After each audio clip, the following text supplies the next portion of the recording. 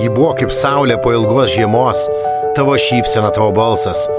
Viskas manyje skleidėsi tarsi pirmas pavasario žiedas. Aš nežinau, kad žmogus gali taip stipriai jausti, kad vienas žvilgsnis gali sustabdyti laiką, kad ilgesys gali būti toks saldus ir skaudus tuo pačiu metu. Bet net ir gražiausias meilės nebūtinai turi turėti laimingas pabaigas.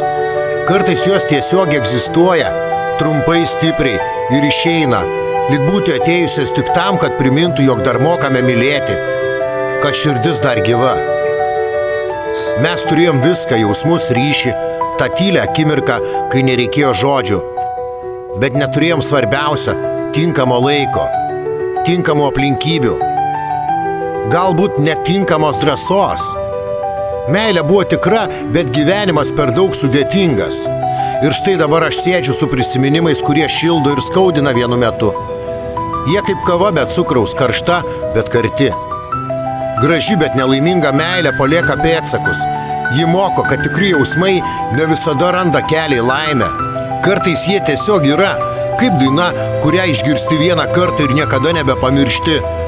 Aš dėkingas, kad tai patyriau, kad žinojau, ką reiškia mylėti taip giliai, net jei tai buvo trumpa, net jei tai baigėsi, nes kai meilė yra tikra, ji neišnyksta, ji tiesiog tampa dalimi tavęs. Real Dreams.